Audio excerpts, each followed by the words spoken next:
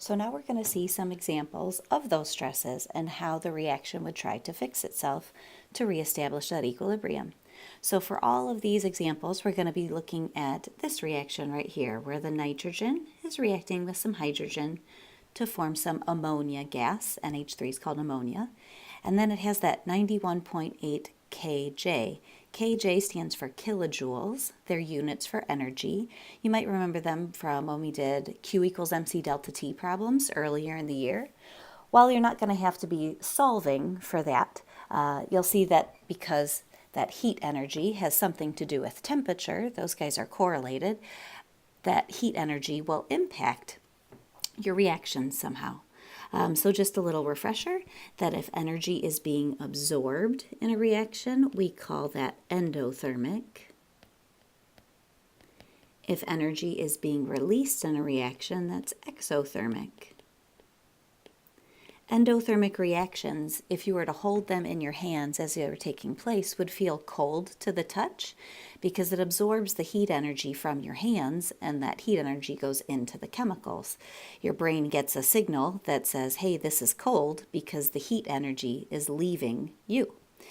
If an exothermic reaction was taking place, the reaction releases energy out into the surroundings. So if you hold an exothermic reaction in your hands, that feels hot because the heat energy goes out to where your hands are. This reaction that we are going to be looking at today, we know that this guy is exothermic as written. And the way that we know that is because,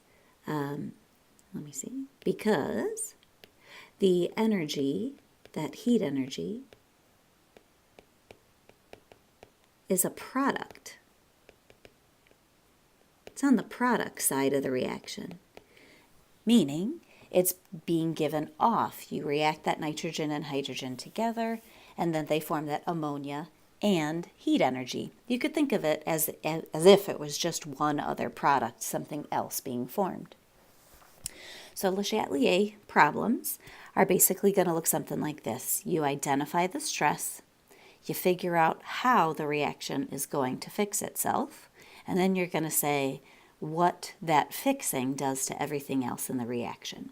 So in this first example here, it says suppose some extra nitrogen was added.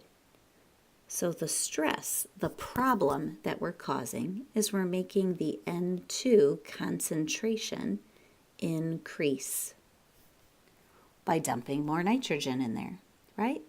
Well, what I'd like you to do is picture for this reaction a little teeter-totter, a little seesaw that you'd see at a playground, right? And when something's in equilibrium, it's in balance, the left side matches the right side. In our stresses here, what we're going to do is mess with that balance. Screw it up, and we're going to try and get our teeter-totter, our seesaw, back into balance.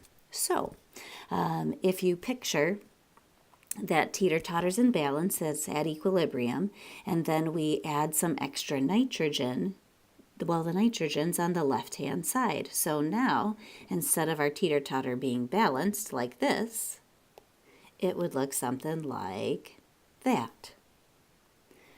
The nitrogen side of the teeter-totter got heavy. This is kind of hard to do, not live, you can't see me right now, but kind of lean your head to the left, tilt your head to the left right now to kind of line it up with the teeter-totter, that your left ear should be on your left shoulder right now. It's out of balance, right? Well, we want to get ourselves back into balance.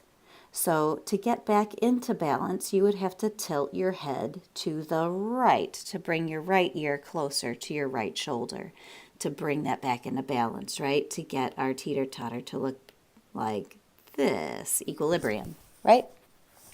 So what that does, we're going to shift to the right.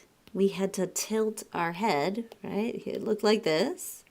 And we had to tilt our head to the right to get it back into balance. Well, when you go to the right, what that means is the forward reaction, the production of ammonia, is suddenly going to happen in overdrive. The reaction basically says, yuck, you made the left side too heavy. Let's try and use up that extra nitrogen that you dumped in and produce more product.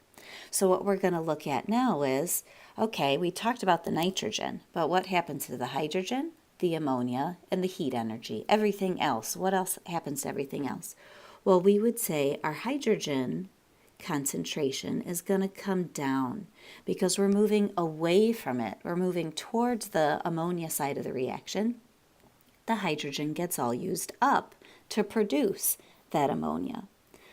We would say the NH3 concentration is going to increase because we're heading towards it. We're making more product in an attempt to use up that extra nitrogen that got dumped in. And then, because that heat energy is on the right-hand side of the reaction where we're going, this reaction would suddenly feel hotter. You're going to produce more heat energy since you're shifting towards that side of the reaction.